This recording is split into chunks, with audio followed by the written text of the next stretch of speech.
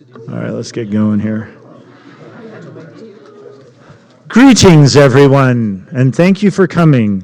Going to open the, whatever day this is. It's February 25th? Yes.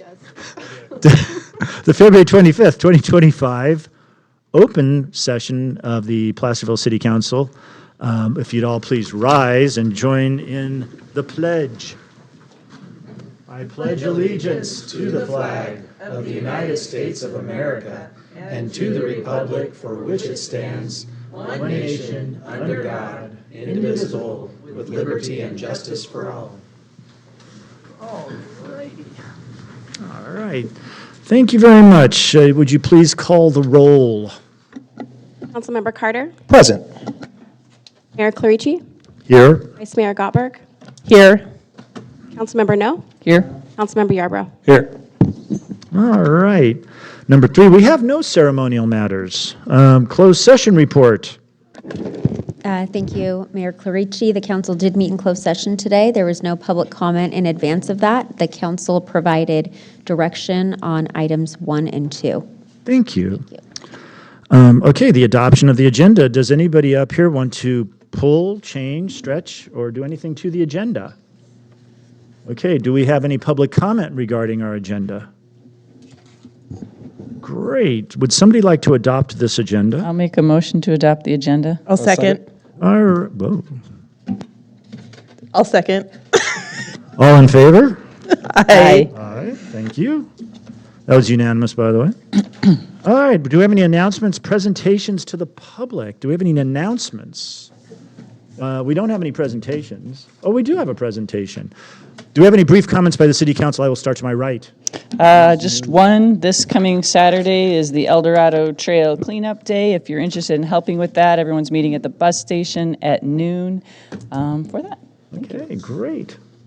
I have none tonight. Okay. The only comment I have is that I got to meet the Daughters of the American Revolution about a week and a half ago, and they are delightful people. And everybody, if you can trace yourself back to the Revolution and you're a daughter, you should go join them because they're fantastic. We had a lot of interesting back and forth. I gave them a little, update on what's going on in the city, some of its history. Anyway, and it was just fantastic. So I did that. I had a great event at the Shakespeare Club. My wife is a member, and once a year they let the boys in for a Romeo luncheon. So I want to thank them. It was an awesome event, and the Shakespeare Club is a great local club. Thank you. Sure. I have none at this time. All righty. All right. We have a presentation by Mr. Mark Acuna, former City Council member, former mayor, regarding the Placerville Fire Safe Council. Mark, take it away.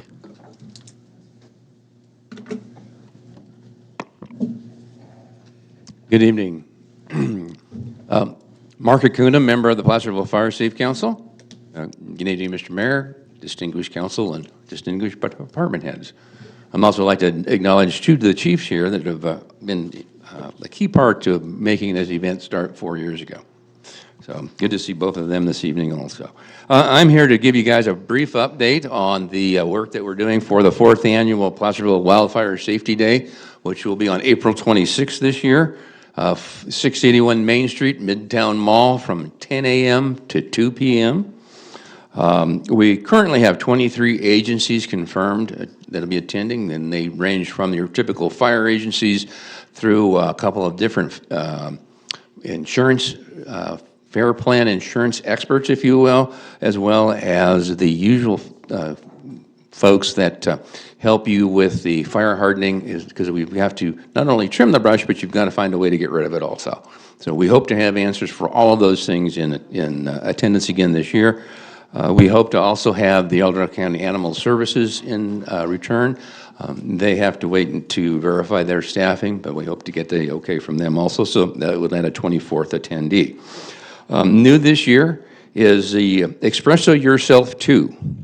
Mindy Flynn has taken over the operations of the cafe in Midtown Mall, and she will be open for us on the day of the event. I spoke with her this morning, and she promises some sort of fire-related treat. Her father is a fireman, and a couple of family members are CAL FIRE members, so she is honored to be a part our Fire Safety Day. So we're looking forward to seeing what she comes up with. If you haven't been in there lately to see what she has done with that space, then you need to go there almost immediately. Also this year, we will have, again, the support from El Dorado County Fire. This year, we will have the 108-foot ladder truck. Truck 28 will be there, 107-foot ladder truck.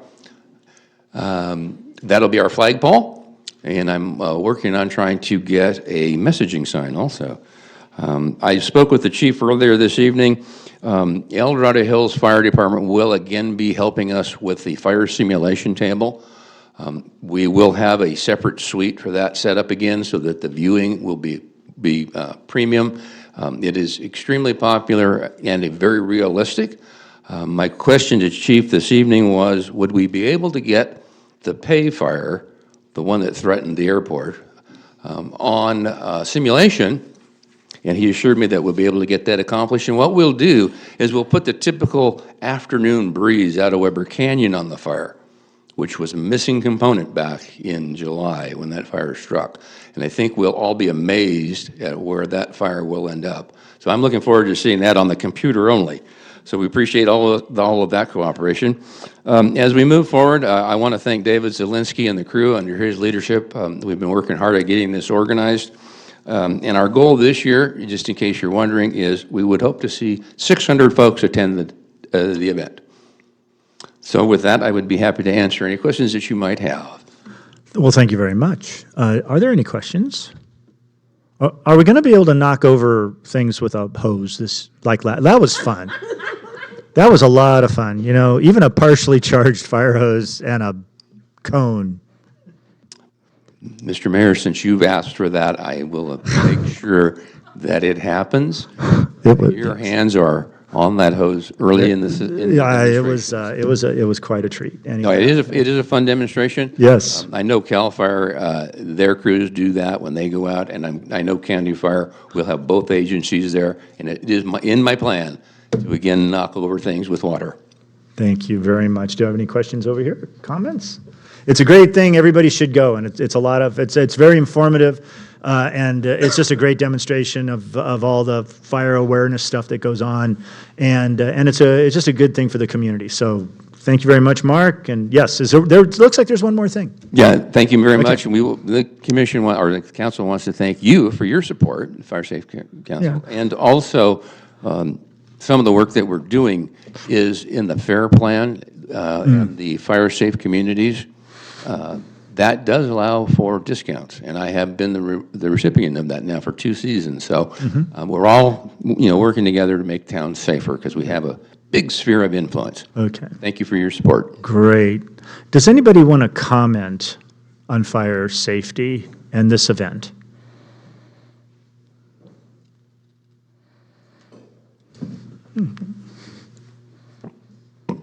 Sue Rodman. I'm also a member of the Fire Safe Council, and it's really important for our people to be able to come and see what they can do, because it's not all going to be done for you. You need to get in and do your own property and make sure you have your fire clearing limits and that you have your defensible space, and do what you can to make sure when the fire comes through, and they do that, they do come, that it goes around you and not through your home. Indeed. Thank you very much, Sue. Anyone else? All righty. Well, we expect to see all of you on April 26th between 10 and 2 down at the, I call it the Midtown Mall. It has a name, Hupsy something building. Anyway, so we'll see you there. All right. Next item, consent calendar number 7. All matters listed under the consent calendar are considered routine and will be enacted by one motion by roll call vote unless any member of the council wishes to remove an item for discussion. The reading of the full text of all resolutions will be waived unless a council member requests otherwise. So the first question is, does anybody up here want to pull something from the consent calendar? Nope. Okay, great. Do we have any comments from the public on our very fine consent calendar? Seeing no comments, we'll bring it back. Can I get a motion in a second? I'll move to approve consent calendar. I'll second. We have a motion and a second. Call the roll, please. Councilmember Carter, Aye. Councilmember No, Aye.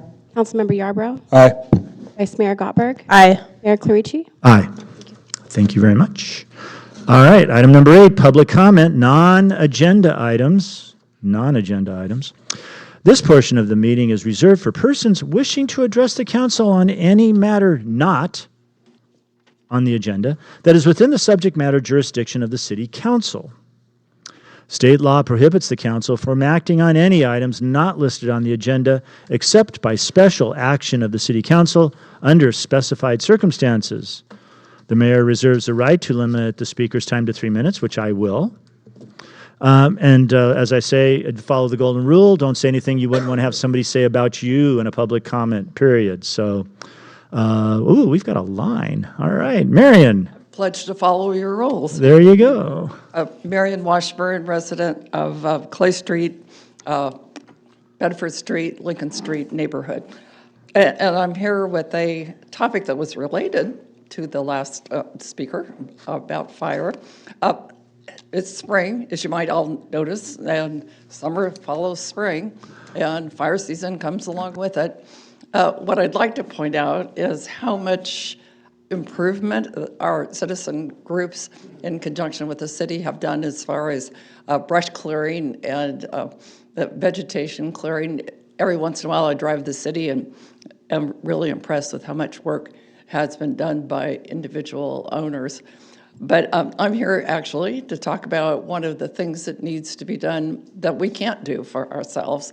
And I'll start by pointing out common sense as well as the general plan tells us that when housing areas are built, that there must be at least 2 viable means of getting in and getting out. In other words, for emergency purposes, there ought to be 2 ways for emergency vehicles to come into a neighborhood and enough room left for residents to get out of the neighborhood in the event of a catastrophic wildfire, any kind of wildfire that demands immediate evacuation.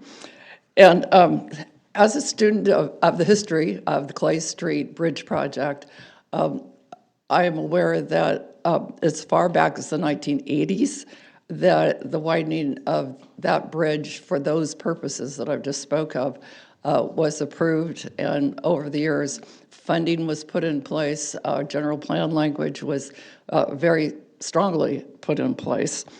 And as I mentioned, the 1980s, the process started. We all know it's now 2025, which is a long way from the 1980s. So I'm here as a resident of that area to ask the council, to plead with the council, to please do what you can to make that improvement start to happen so that the residents of that part of historic Placerville will be safer as was anticipated years ago. Thank you. Thank you, Marion. Next.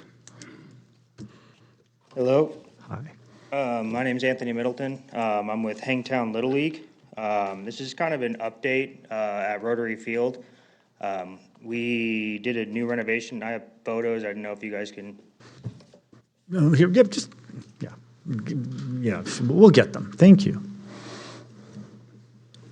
But basically, we went through a large renovation project at Rotary Field to get the field back in working order. It was all funded by Hangtown Little League with donations from Thompson's Toyota and Rotary Club. Also, Gordon Vicini as well, from Joe Vicini Enterprises.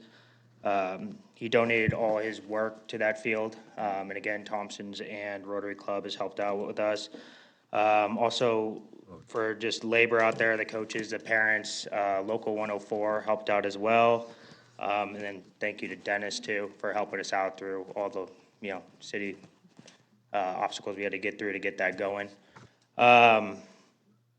And basically I'm just, the field looks great. We're really proud of what we did out there. There's still more work to do, and basically I'm up here to ask, if there's any way we can get help with keeping dogs off the field. We're trying to rack our brain. but especially putting so much money into that field. There's a lot of dogs on this field, and a lot of the kids are having issues with stepping in their leavings and them tearing up the field. We put gates on the field, like you said, like there is still an opening to get in there still, because I don't want to like gate off the entire field. But if we can get like maybe some signage up or something, that'd be awesome. And also help, which again I'll be talking with Dennis about, in parks about helping out with the bathrooms and getting those back in order. Other than that, that's about it. Hopefully you guys like what we did out there. We sure do. So we're really excited. It is at the premier field in Placerville. For Little League, it is well known throughout the county. And we'd also like to invite everybody to opening day on March 23rd at noon. If you'd like to come out and celebrate another season with us. And we are also planning a scrimmage out there, most likely the week before, just to kind of celebrate Rotary Field being playable again. So that's about it. Well, thank you very much, Anthony. And as a former president of Hangtown Little League, it looks fantastic. So congratulations. And I put more than one field in there myself. So I know the type of work it takes.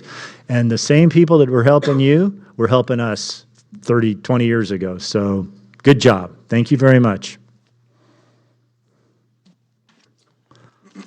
Good evening, City Hall members. My name is Jeremy Travis. I'm a small business owner on Placerville Drive. I'm here to address a pressing issue that is not only affecting my business, but other local businesses in our community.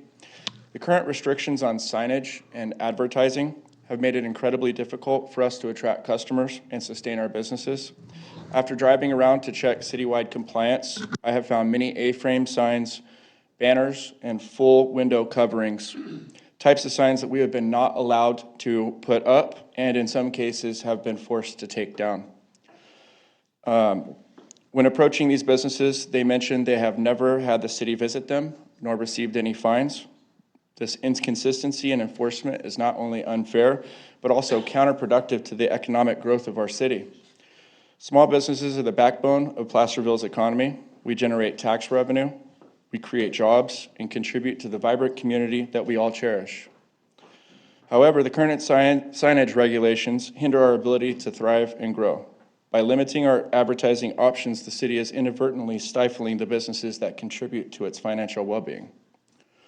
I urge the city to reconsider these regulations and adopt a more lenient approach towards small business advertising.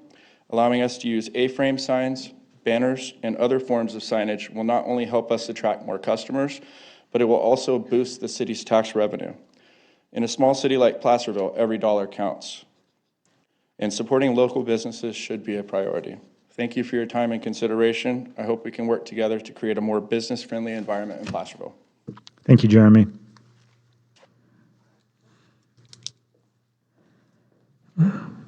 Hi, I'm Robin DeBruler, also another business owner on Placerville Drive. I'm here also to speak about the signage. I feel like most recently it's been a bit inconsistent, unfair, and unnecessary requirements we've had to attend to. We do not feel like you're after the best interest of the small business owners. We have just pulled out of the pandemic just not that long ago, so our businesses were turned upside down at that time. We went straight into extreme inflation, so we can't even charge enough on our goods because if you price them too high, they go to the internet. Sorry, I'm very nervous. They go to the internet. Just for a recent example of something that just happened, I know Kirk Smith has been very involved in city council. He had a pole sign at our business that you guys fought tooth and nail to get down. We fought tooth and nail to keep it. We did everything that was asked for to keep that pole sign. Just last week, we had to do it all over again. As soon as a new owner took over, they went to him and said the pole sign has to go down after we went all that to conform to it before. Why is that necessary? We went to a mechanic shop the other day. He was forced to take down his ASE certified mechanic sign from his building. That's what people see to know that they're a reputable business, to be able to do that. Back in August, Office Max put up about a 30-foot pumpkin on top of their building. They're only a temporary client. We're here all year long paying taxes.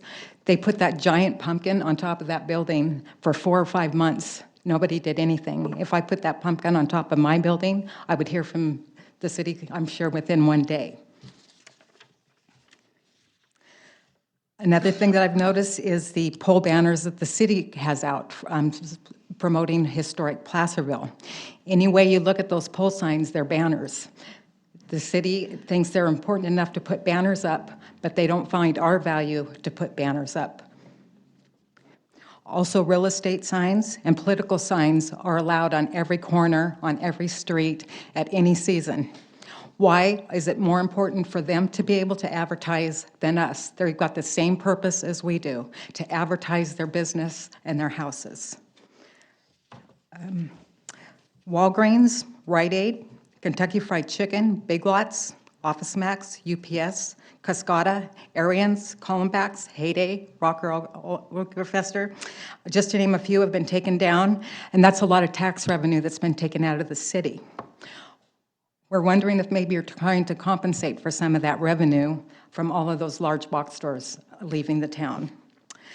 Lastly, I am a printer and I make signs. So every single time you guys tell these people they can't have these products, you're hurting my business. And not only my business, but I don't know if you're aware that since 2020, that 6 different printers have gone down in El Dorado County. And there's very few of us left. So you're promoting to not use our business. Hopefully you will listen to us. I do have pictures of the incidences that I'm talking about if anyone would like to have them and see them. Thank you, Robin.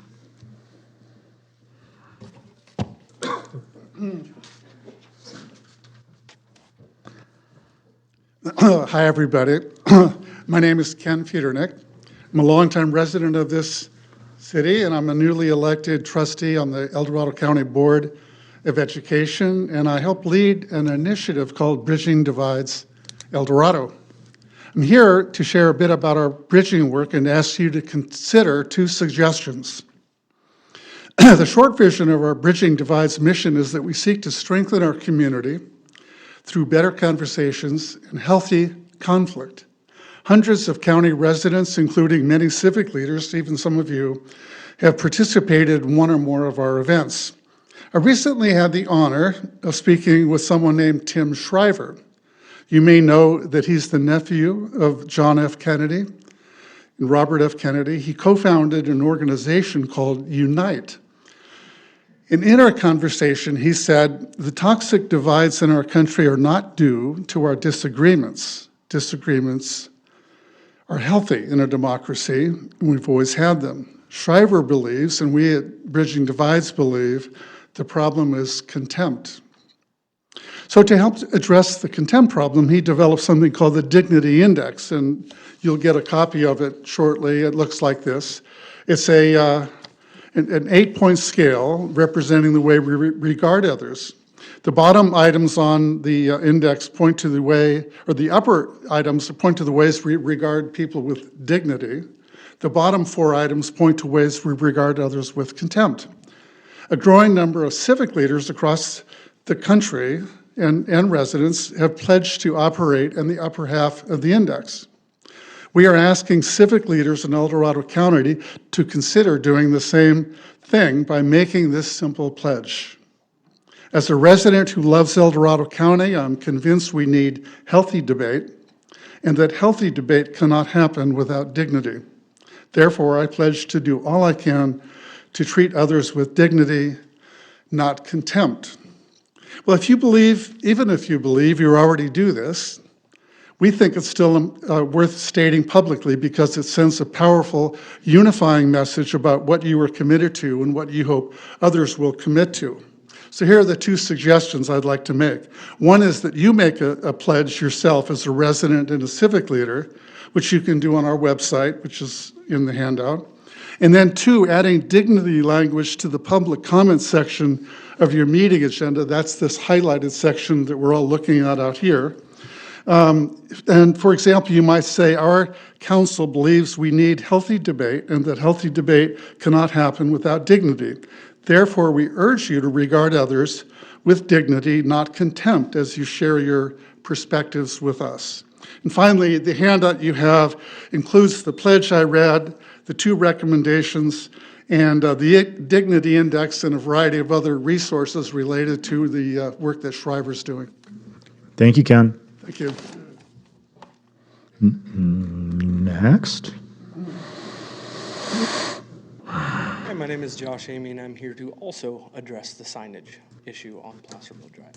I'm a business owner on Placerville Drive, and as the only surviving building supply store in the entire area, the impact on us for not being able to advertise our goods and services and our sales and things like that with banners, A-frames, anything like that has been taxing, and it's also felt somewhat predatory. When we first took over the business, we had put up banners on the fence, and within days, we were hit with a cease and desist letter with threat of fines if they were not removed. So we put up a digital sign that was apparently not allowed either. Being right between Home Depot and Diamond Pacific, 2 behemoths in the industry, makes it very difficult for us to survive as it is. We survive based on the fact that people want to shop local and they'd rather keep their money local. It's difficult when a lot of people don't know we're there. We're a little ways back from the road, and we're right next to that homeless camp that we know as a bridge and the gas station. So we're a little away from the road, and it's difficult to see us as it is. Now, with the bridge project that's about to come up due soon, I believe next year, it's going to be even more difficult for us because the road is getting raised right there. We're going to be further down below the road, and our entire entrance is going to be closed. Our parking lot is getting removed, and our entrance is going to be closed for the duration of the bridge project. So I'm concerned that if I put up signage that people have to go around the back of our property and enter through the back, that we're going to lose out on revenue. And I'm aware that the city is not going to compensate us for lost revenue due to the bridge project. So these are the things that we're afraid of, and these are the frustrations that we've had with the inability to advertise and say who we are. We're a veteran, female, minority-owned small business, and we're already struggling to survive. We don't need the city to help us further into the hole. Thank you. Thank you, Josh.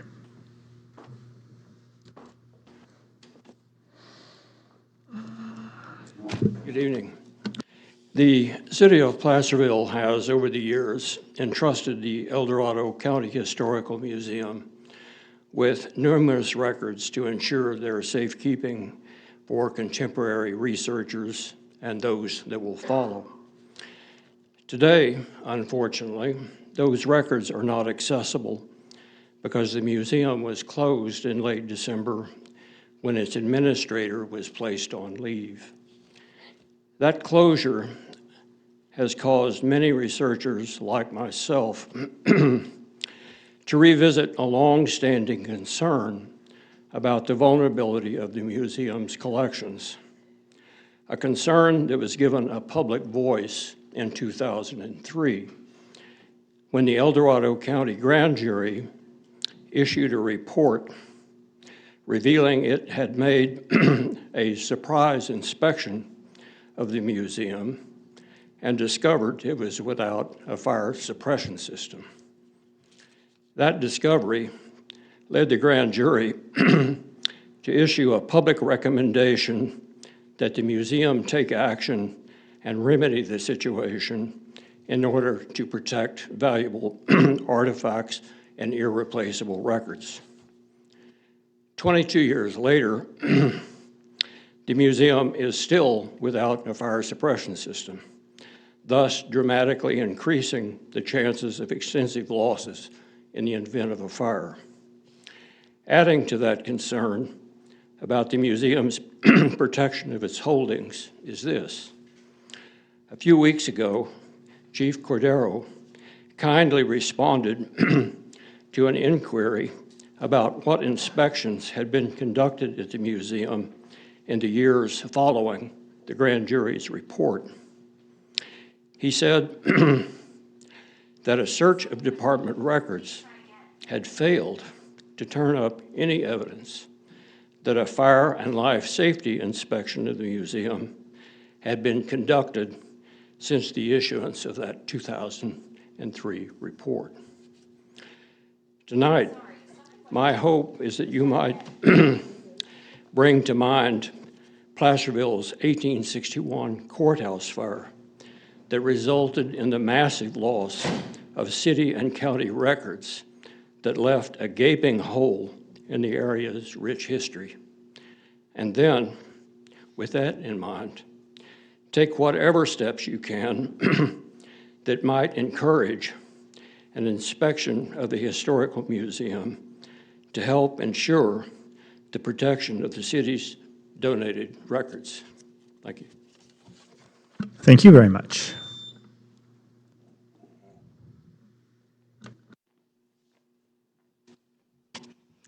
Sue Rodman, resident of Placerville, and I'm also here concerned about the Clay Street Bridge. It's been going on for a very long time.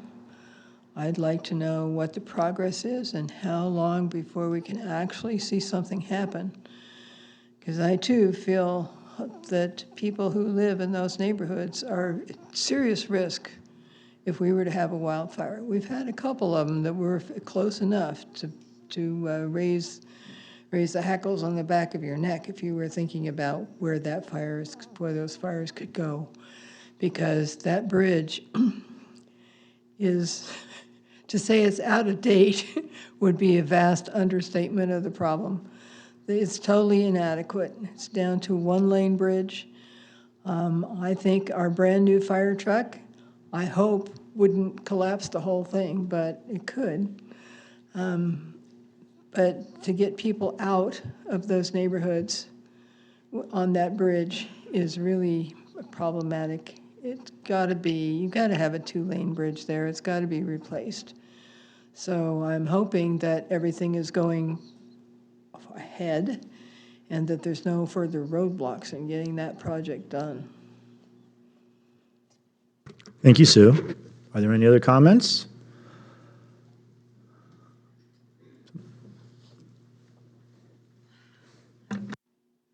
Good afternoon. I'm here in regards to the signage as well. I'm actually a resident on Placerville Drive. I think we might be the only actual residential house on Placerville Drive. I live at 665 Placerville Drive, which is considered the old doll house up on the hill from the Placerville, Wayne's Locksmith, and that whole strip. Recently, we moved in. It's been almost 3 years.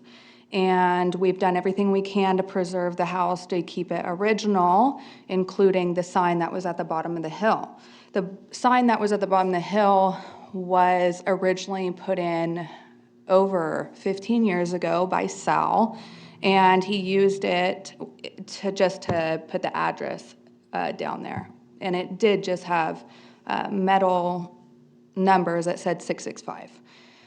The sign, I actually had a local that paints all of the Hangtown murals on the side of the buildings come out, take down the actual existing sign. They did no alterations to the sign in size or in the way it is shaped or anything of that nature, and I had her hand paint it. I had her hand paint it to make sure that everybody does know that it's a residential home there, and it is not a business no longer, because prior it was a functioning store selling dolls. During this time, I have dealt with the city in regards to my sign, and they want me to send in measurements, and they want to get the depths of the sign and what it's for. And it says the Cornell Home. It's exactly what it is for. It's for UPS drivers. It's for USPS drivers. It's for also people that used to know Sal and drive up there. It's for them to know that there's a new family there. And I have children, and I have a husband, and that we kind of are using the sign to be, in other words, left alone to a certain extent, and just let the community know that's a whole residential place up there.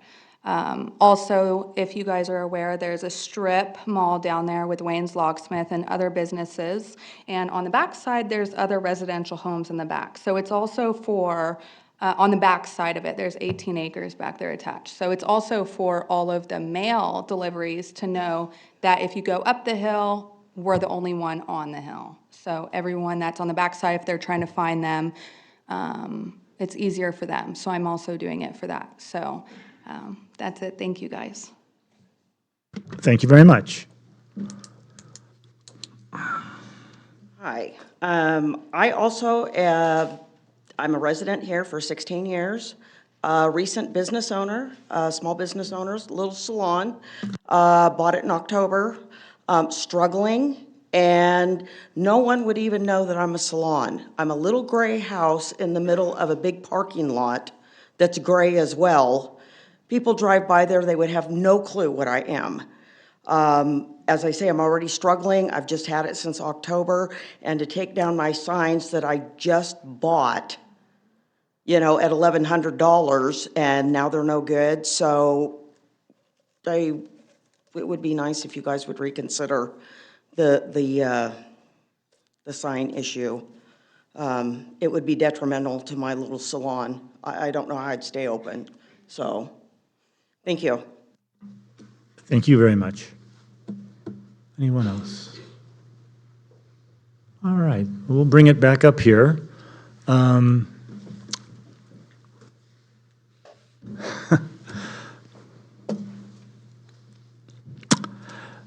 Yes, the signage issue is something that we deal with all the time. I agree with you. There is, I don't want to say there's inequity because that would open us up to all sorts of things.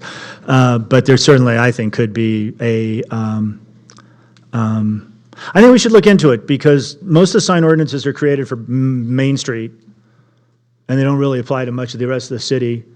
And I say this all the time. What people care about on Main Street, they don't give two you-know-whats on any other part of this town. They don't care what goes on Broadway. They don't care what goes on Placerville Drive. The reason, for example, the banners, for example, that have like historic, those are paid for by the foundation now, I believe. They actually paid for them this time. So the community, the El Dorado Foundation, or whatever they call themselves now, paid for those banners. No, sorry. Yeah, I think we should look into it. We think we should look into it. I'd be all in favor of that. That's all we can do tonight. We can't actually do any, like it said in the preamble, we can't do anything. But sure, yeah. Yeah. Now you have to understand one thing too. I'm not a person that believes that all slopes are slippery, but if it's free range signage out there, you'll end up with a mess. And one of the reasons why we have signing ordinances as they are is because people have abused that right in this town a lot. So you can understand, I hope you understand that this council and other councils have to deal with a situation that gets bad really fast.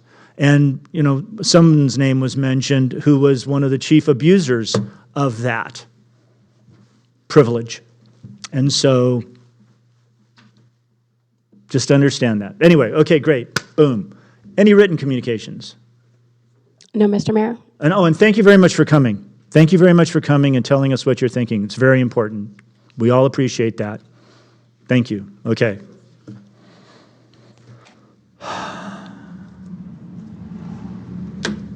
Okay, we did not pull anything from the consent calendar, and we have no ordinances. We have no public hearings. We do have some discussion/action items. Okay, 12.1. Consider approving the closure and budget liquidation totaling $113,738 for the Bear Rock Road Rehabilitation Project and reappropriating the said funds to the Smith Flat Road Storm Drain and Paving Project. Ooh, Ms. Savage. We have a new name now. That is right. Congratulations. Thank you, Mayor and council members. So the Bear Rock Road Rehabilitation Project was established during the adoption of the fiscal year 2022-2023 Capital Improvement Program budget. The project was identified as a priority due to public complaints that the roadway pavement is in poor condition and in need of maintenance. Bear Rock Road is classified as a local street as it connects Bedford Avenue to residential neighborhoods within and beyond the city limits. In 2023, the engineering department kicked off the project and began some of the initial pavement investigation. Youngdahl Consulting Group performed a condition assessment and testing services and provided pavement recommendations. In early 2024, after questioning the roadway right-of-way, staff performed a comprehensive review of the mapping to ensure that Bear Rock Road is in fact a city-owned and maintained street. Through the investigation, it was determined that Bear Rock Road is largely not a city street. In fact, it meanders in and out of private property, as well as city and county boundary lines throughout the limits of what was defined as the project. Based on this information, the engineering department cannot recommend using public funds to maintain what is largely a private road. Staff is recommending closing the project, liquidating the funds, and reappropriating the funds to the Smith Flat Road Storm Drain and Paving Project. That concludes my report, and I'm happy to answer any questions you have. Do we have any questions for that very pithy staff report there? Anything? Anything? Do we have any public comments on this item?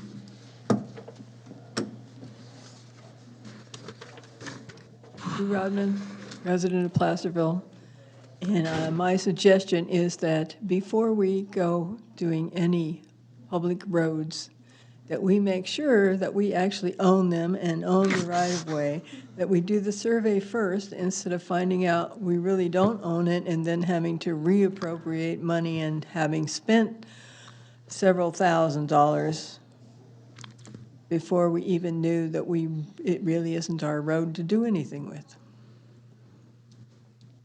Thank you, Sue.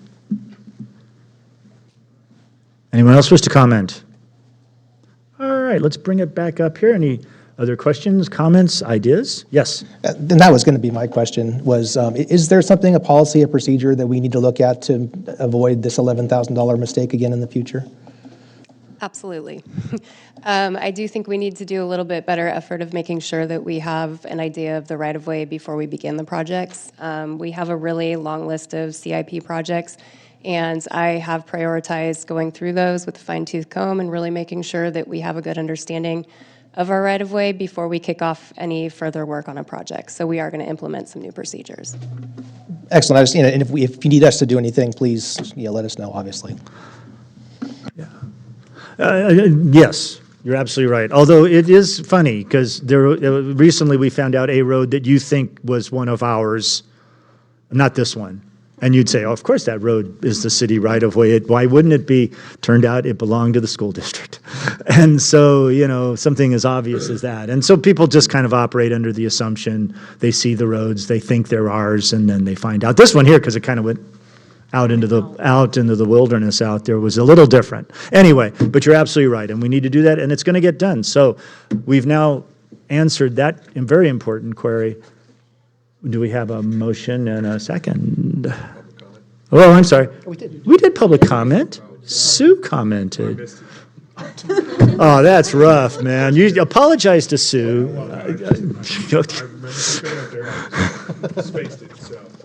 That's my job. Oh, geez, okay. Anyway, all right, do we have a motion and a second? I will move staff's recommendation. I'll second. We have a motion and a second. Can I get the roll call, please? Councilmember Carter? Aye. Councilmember No? Aye. Councilmember Yarbrough? Aye. Vice Mayor Gottberg? Aye. Mayor Clarici? Aye. It's good to know that I'm not the only one that does that, actually. Okay. Thank you very much for that. 12.2, consider adoption of Appendix 3 to the city's adopted public art master plan outlining public art policies and procedures. I'm going to toss this to you, City Manager. Thank you, Mayor and Council. This item has been before you previously. Actually, back in April of 2024, the City Council considered this, and on, May 14th, we finally brought it back for adoption after several changes that were made. However, even at that time, there were concerns with Appendix 3 to the master plan, which contained the procedures and policies for setting up the Public Art Committee. Staff expressed a concern at that time with taking on another committee with our workload that we currently have.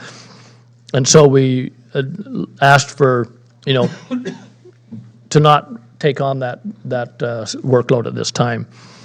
Since that time, we've gone back and forth on various different things, been working with the Arts Council on what could be done. And so at that time in April or May, what you adopted was the master plan without Appendix 3.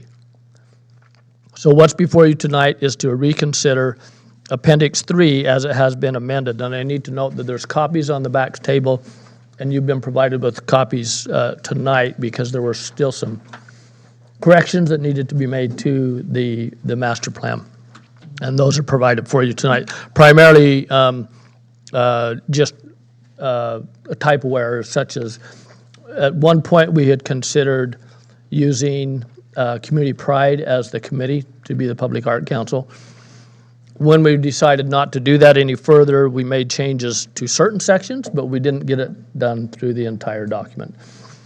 So what before you tonight is to change that in the document that is before you. The El Dorado Arts Council would be the entity that would appoint and staff the Public Arts Committee. So they would put out an announcement. They would interview potential candidates, review potential candidates, and appoint those candidates to the committee. El Dorado, or Arts and Culture El Dorado then would act in a neutral role to staff the committee. They won't be promoting projects. They will simply provide the pros and cons of those projects to the Arts Committee.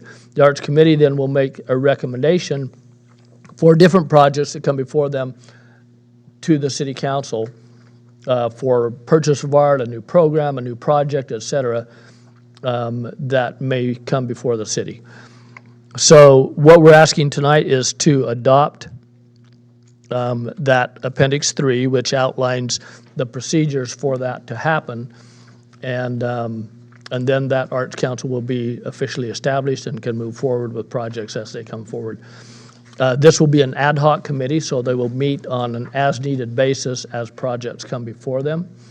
Won't meet on a regular basis. We do have procedures in there that still require them to publicly notice the meeting, so we want to get the word out. We want the public to be involved with reviewing those pieces of art and et cetera. So that will still happen, but it will not be a regular meeting. It will just be an ad hoc meeting that will occur on a periodic basis. With that, I think that is all. There is one more item related to the actual master plan agreement where there was the effect of what we're doing tonight by taking out the Community Pride Committee affected that master agreement, the Arts Master Service Agreement, Public Art Master Agreement, and we think we can make that correction with your approval as a result of the action you're taking tonight on Appendix 3.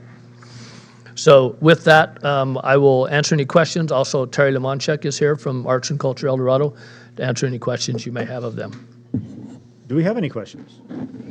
I don't have any questions. I had some just minor tweaks, changes I wanted to make, but kind of Cleve covered those. I wanted to change any reference we have to regular monthly meetings to ad hoc meetings, just so everybody understands the expectations. Who picks this up later? We made the correction from the Community Pride to Public Art Committee. And then on page 15, VB, it says, notice of the public review period shall be published in the local newspaper. I was looking to maybe change that wording to notice of the public review period shall be adequately noticed. I'm not sure that the newspaper with the low subscription rate is the best way to advertise that to the public. We have a lot of social media and online things I think that'll get a broader scope of people, but yeah, that's all I had. Anything else? Any other questions, comments? Okay, cool. Anybody over here? Okay, great. Ad hoc is actually a term. Is it applicable in this case, ad hoc, or is it more like as needed or whatever? It is important here to distinguish an ad hoc committee as compared to a standing committee. Okay, got it. Yeah. All right. Thank you very much. Okay. All right. Are there any public comments about our public art master plan?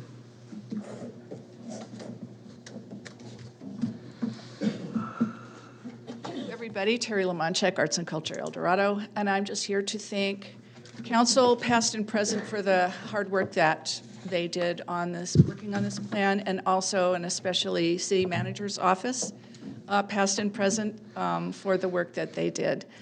And assuming that you approve what's before you tonight, I wanted to introduce our public art coordinator, Nikki Bennett, if you wouldn't mind standing, Nikki. Thank you. Nikki is a member of the illustrious Bennett family, sculptor family, and she would be the one staffing the committee and doing all of the work involved. So I just wanted to acknowledge and appreciate everything that you've done, and hopefully we'll get there this evening. And if you have any questions, of course, I'm happy to answer. All right, well, thank you, Terry. You're welcome.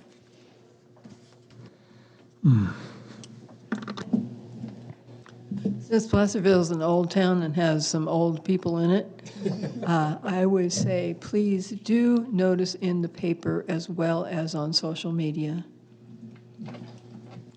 Some of us still read the paper. Bless you. Okay.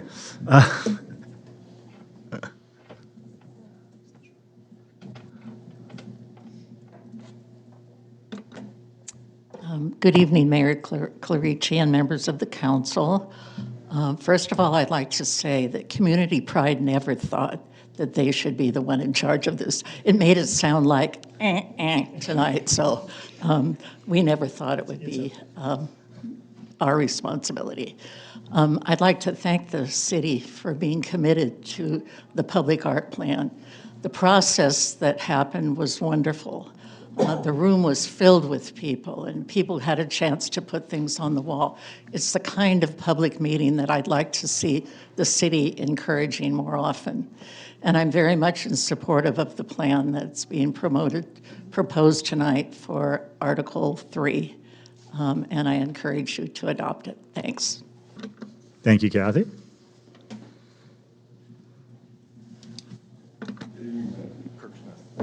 The Arts Council over the years has provided wonderful programs and events, and it's something to be encouraged.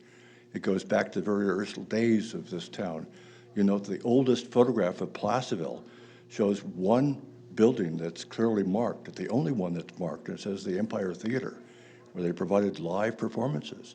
And later it was the Stigwart Opera House. So it's very much a part of that tradition, and it's wonderful, as our previous speaker said, for you to encourage that. My questions are about such things as the kind of protections the public now has for independent bodies, such as the Brown Act. Would the Brown Act apply to these activities? When it comes to records requests, we now have one-stop shopping. We simply contact the city clerk.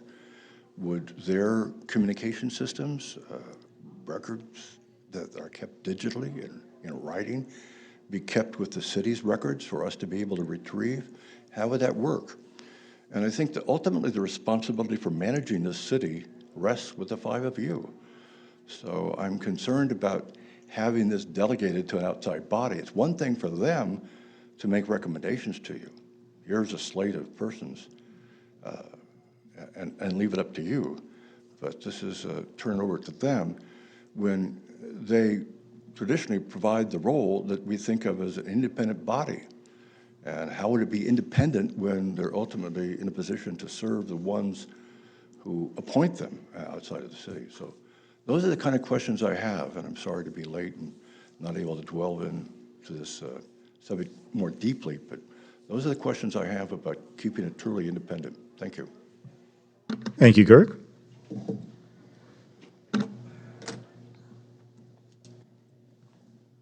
Hey everyone, Tony Wendell from Bonkers, and I was also on the steering committee with Terry and the group, and I think this is a great opportunity to go ahead and approve this. I'm in full support of this. Art makes people happy, and we need art, especially right now.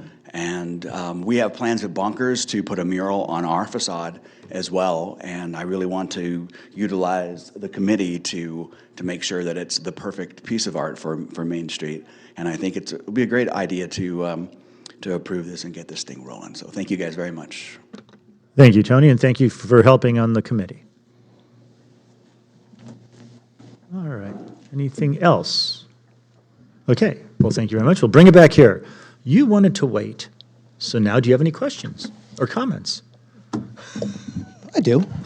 My only concern is kind of in that same vein that, that this won't be a Brown Act committee.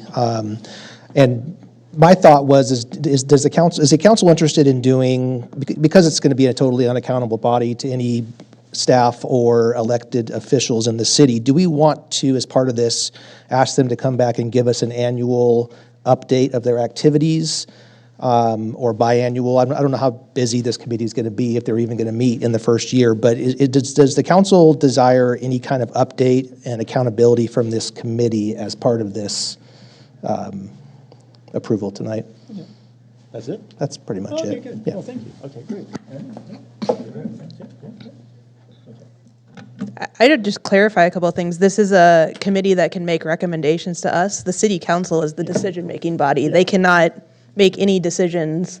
All they can do is decide what they want to recommend. So it's Right. every decision on what the public art, as this is written, comes to the city council for approval, just Well, right. because of some of the comments we got. Because it's kind of interesting. This is a document for public lands, which is all we have control over.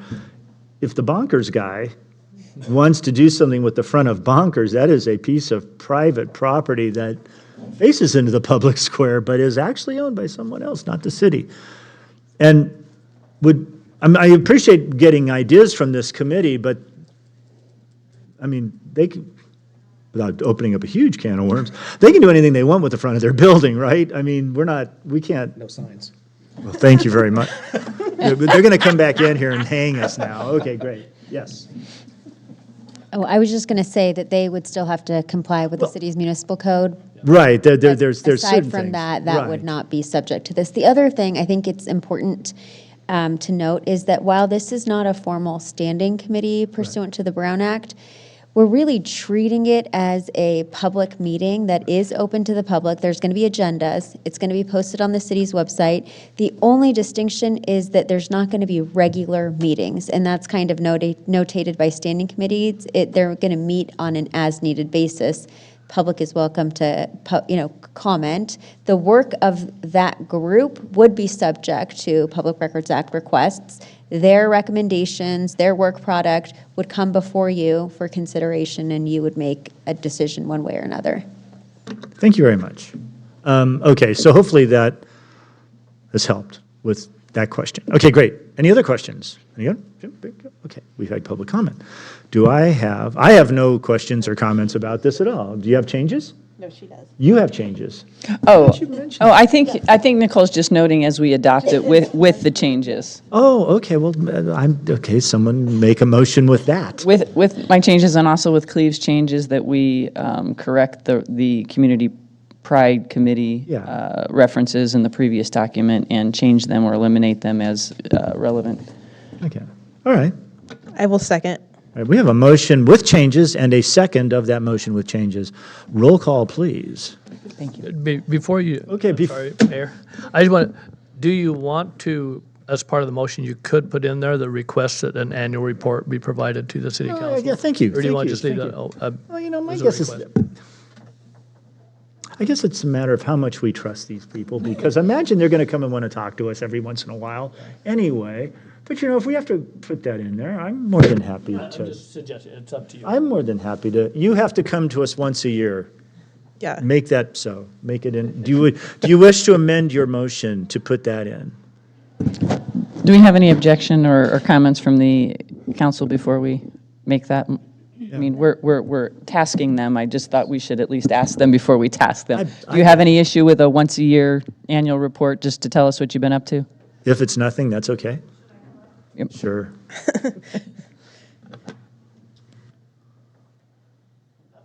Of course, we would be happy to make such a report, although it will summarize what's already happened that has come before you. So, but we're happy to do it. But you will already have seen and heard everything that we do. Okay. So, Because it'll have become before the council already. Okay. You okay with that? Yeah, I'm okay. Good. Okay, great. but let me say, I do think it's a good idea. I Okay. mean, accountability and transparency, always a good idea. Yes, because we don't want you going off and making art plans in some back room somewhere and not telling anybody. Okay, great. So we did not amend our thing. And we have a second. So we have a motion, a second. Call the roll, please. Councilmember Carter? Aye. Councilmember No? Aye. Councilmember Yarbrough? Aye. Vice Mayor Gottberg? Aye. Mayor Clarici? Aye. Thank you all very much, and thank you all the people that worked on this. This is great. This is fantastic. All right. 12.3.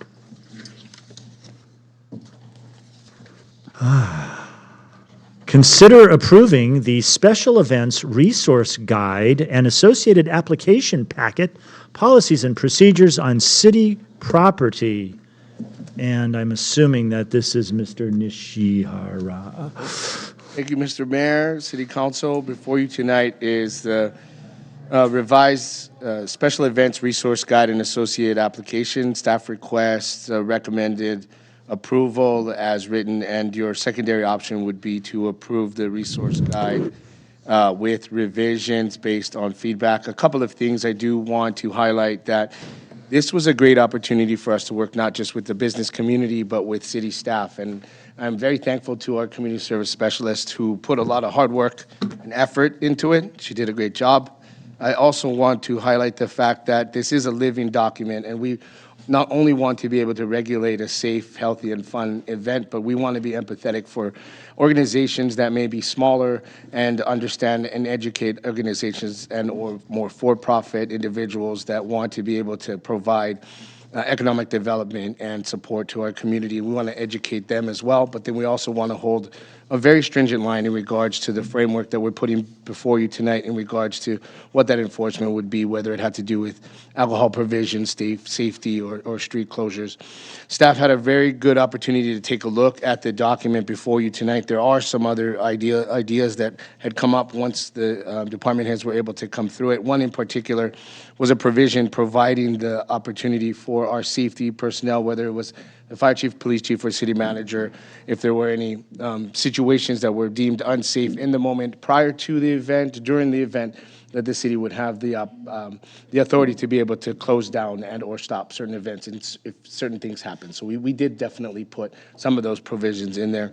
We also had an opportunity to kind of highlight and detail some of the types of events, because we know every event is a little different, whether it has to do with an egg hunt or a street closure downtown. So we want to be as applicable and understanding with some of those pieces.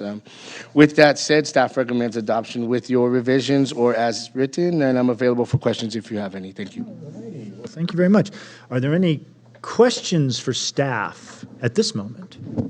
I don't have questions, but I have You have proposed comments? revisions. Okay. For everyone to consider. Okay. Okay. Do you want to wait for public comment? or do Actually, you- I was gonna. Why don't you go through them? I was because you gonna may go with them, answer then everyone questions. can, weigh in Yes. on them. Do you want to go ahead and first, since you said you had one? Or you want to hear all mine? I'll hear yours because yours, we might overlap. Okay, Because you don't have to hear my one. so I wanted to remove all the references to applications being submitted 1 year prior to the event, because we say both. We Yeah. say submit them 1 year, and we say submit them by December 31st, and that's confusing for the public. And after talking to Mr. Nishihara, he thought, the December 31st Right. was what we were going with, and if there's an asterisk there that says if it's the first quarter, there'll need to be other considerations. So I think that's covered. So I think that will take away confusion in that document, just to eliminate, because there's 2 references to it, and just to eliminate those references. My second one is page 5, step 4. In terms of the, I'd like staff to update the application fee to reflect actual costs.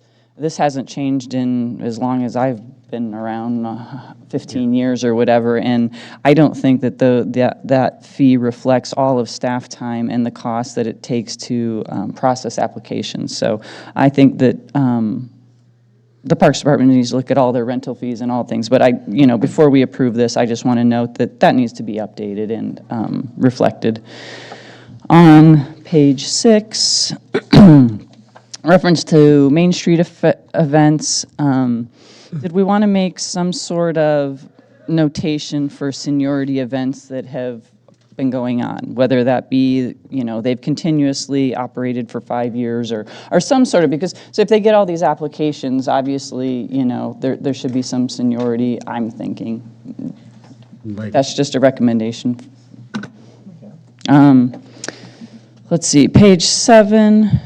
I don't know, I thought we should at least have 50% of the application due 60 days, 50% 30 days, just a little bit more of a commitment going into what people are getting into. Yeah, I'm just saying, you need to put a little bit more up front and. Oh, I would put 100% on 60 days, but I talked to Mr. Nishihara, and he, said, well, he's just trying to be a little more flexible. I'm just going to make this as a general comment, just because it's in this document. It talks about closing public parks and trails for event. In general, I'm really opposed to that. The public pays for these. They should be accessible to the public, and unless you're having an event to raise money to help that particular facility, I don't think you should be closing it to the public. People like to grow their events and get really big. Well, then they need to move to places like the fairgrounds that were meant for those sorts of events.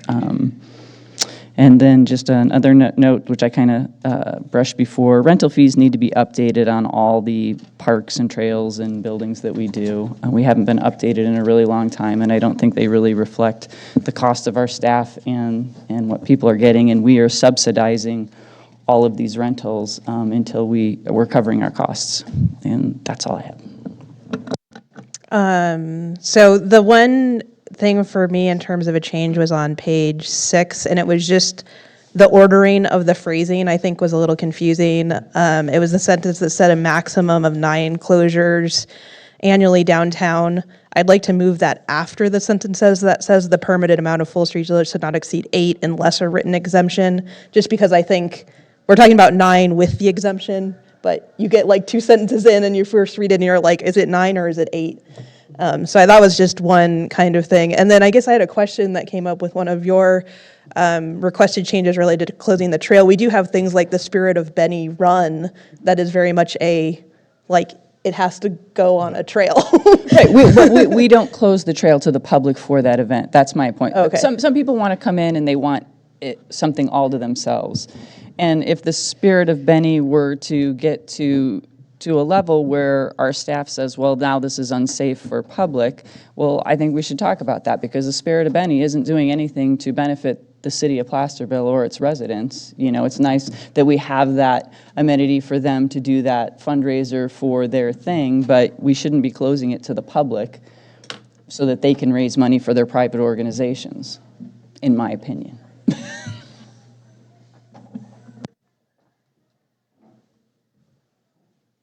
I'm trying to think about that.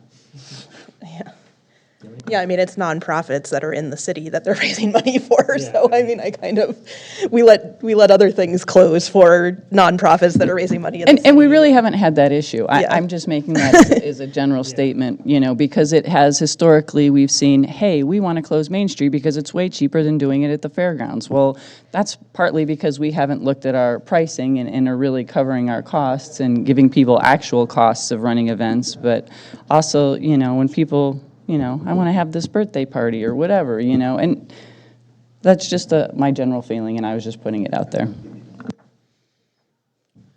I wasn't asking for that a change in the document. I was just stating my opinion on something in there. Yeah. Yeah. Because I'm still thinking about it. All right. That's going to take more consideration. Yeah, that's a thing. Okay, great. Anything else? Okay. We're going to open this up to the public comment.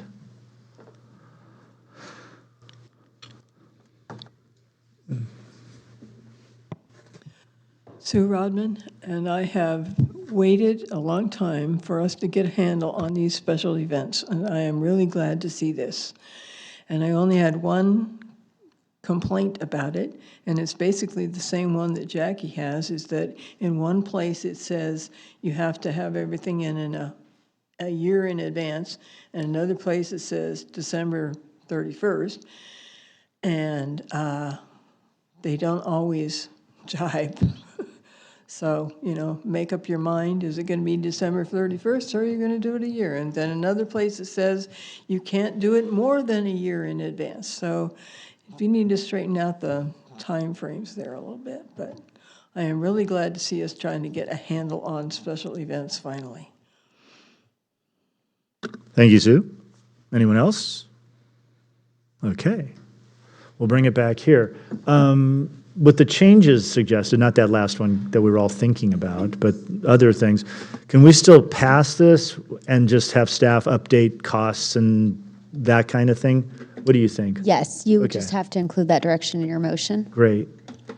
Yeah, and along those lines, we are still working on our master fee study. The fee and that's study. where we will put these fees into there. These are new ones that we'll add into there, at least partially. And so we'll make sure that's in there. You'll adopt those by resolution. It'll automatically update these. Great. Okay, so I'm just noting it for transparency. I don't want people coming, well, you said, well, this is what you passed. Well, we're noting it needs to be Right. updated and changed and reflected. all right. And how do we feel about the 50/50? I'm fine with that, but So that would change on the 30-day, would be 100% of the fees would be due 30 days. So 50% at 60, and then the 50, rest, the other and then 50%. 50, yeah. So that would read 100% of fees due 30 days in advance. Which is what it is right now. It says 75% balance. well, it's 25/75. It's 25/75. It's the, right. if it Oh, doesn't, 75, oh, so it's 50/50. 50/50. Understood. Got it? yeah. Understood. We have understanding. Understood. Okay. Anything else? Yeah, I would just, this will be, a work in progress as the department, utilizes this guide over the year. We're obviously going to have some changes. The calendar, I think we definitely need to, in future years, clean up that calendar a little bit to Sure. make it a little more understanding. But that's going to be part of this process of the public interacting with this guide and telling us what they think. It's So, a voyage of discovery. absolutely. There you go. All right. Is there anything else? Any more comments, questions, things? Do I have a motion? I'll make a motion noting my changes and Nicole's sentence change. Yes. Second. We have a motion and a second. Roll call, please. Councilmember Carter? Aye. Councilmember No? Aye. Councilmember Yarbrough? Aye. Vice Mayor Gotberg? Aye. Mayor Clarici? Aye. Great. Thank you very much. Thank everyone for the hard work on this and future hard work, because we know it's not done. Okay. Council reports from other agency meetings. El Dorado County Transit, Did not meet. El Dorado County Transportation Commission. Did not meet. LAFCO met, and, oh no, you're LAFCO. Yeah. I was like, what did I miss? Sorry about that. Did LAFCO meet? LAPCO did not meet. Okay, great. SACOG, which really doesn't sound like LAFCO at all, SACOG met, and I'm trying to think. They did nothing that you need to worry yourselves about. Okay, great. Pioneer Community Energy Board. We meet on Thursday. Okay, Placerville Fire Safe Council. Did not meet. And the Opportunity Knocking. We did not have an official meeting, but I did do my new member orientation, which was fascinating. Okay. So I learned more about how it all works. Very good. You still want to be on there? Yes. Okay, great. All right. Do we have any, I'm sorry, does anybody want to comment on our brief discussion of what we do when we're not up here? Okay, great, thank you. All right. Any requests for future agenda items? I have one. Oh, go. I would like us to bring back a discussion item about the possibility, and I sent you an email about this, of right. doing July 4th, 2026 will be the 250th birthday of the U.S. I would like the city, hopefully in conjunction with the county, to do something, whether that's a Main Street closure, or if that is something at the fairgrounds, or I would like us to yeah, talk about, and maybe set aside 2 council people that would be interested in reaching out to the county and for something for us to do for the 250th birthday of our great country. Sure, that sounds great. But that you mentioned that, the Daughters of the American Revolution also asked me about that. So there's going to be a lot of folks around that are going to be one part of that. Okay. Do we want an agenda item to come back, or maybe, what do we, I guess we could have.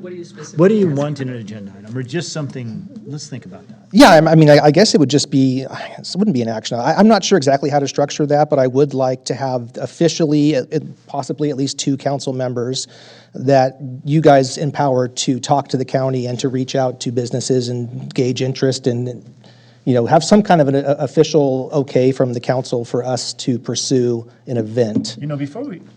I think before we do that, we should probably go talk to some folks at the county, because they may, I mean, not that they're already doing something, because they may not be, but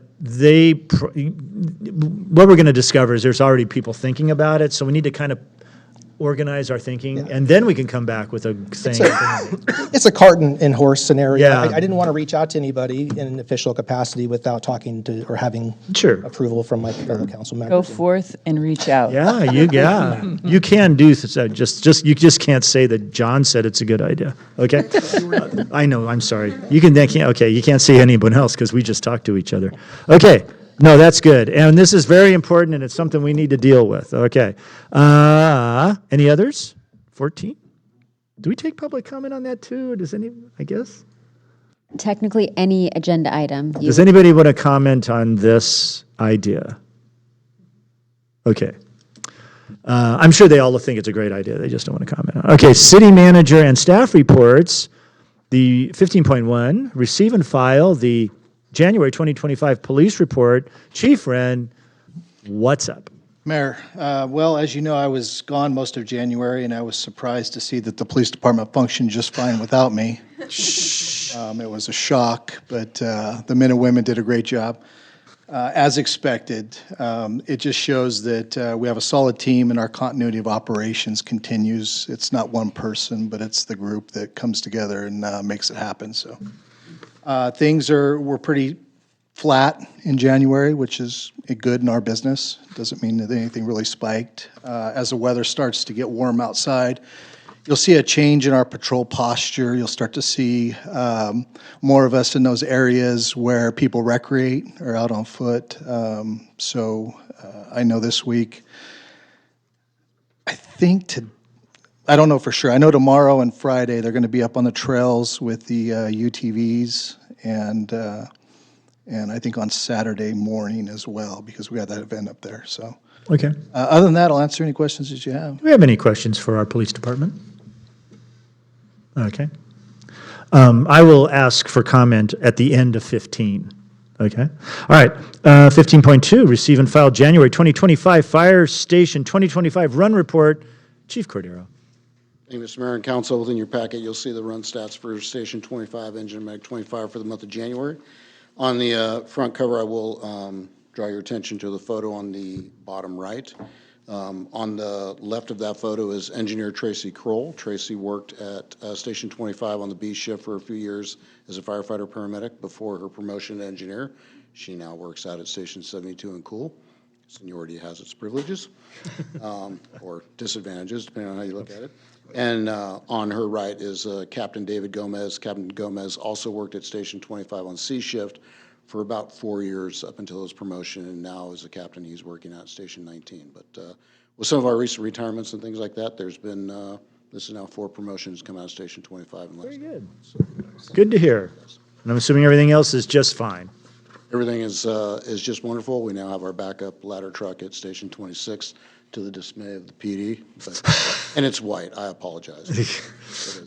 It's white. Yeah, I know. Probably that would cost extra to make a red fire truck nowadays.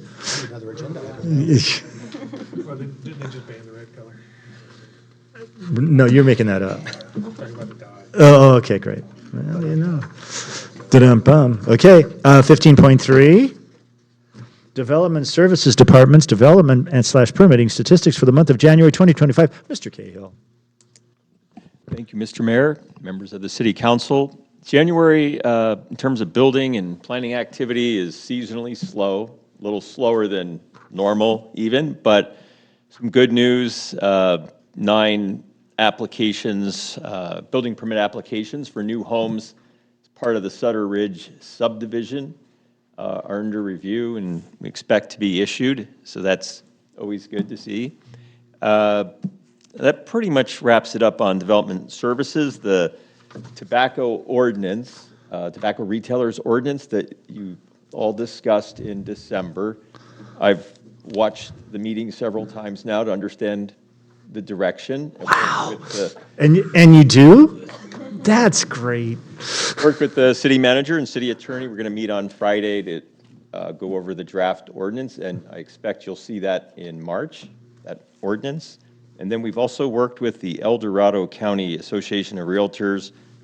They've asked that the council adopt, a disclosure statement that complies with state law, but requires sellers and the realtors that work with those sellers to notify buyers that, an inspection for private sewer laterals is required.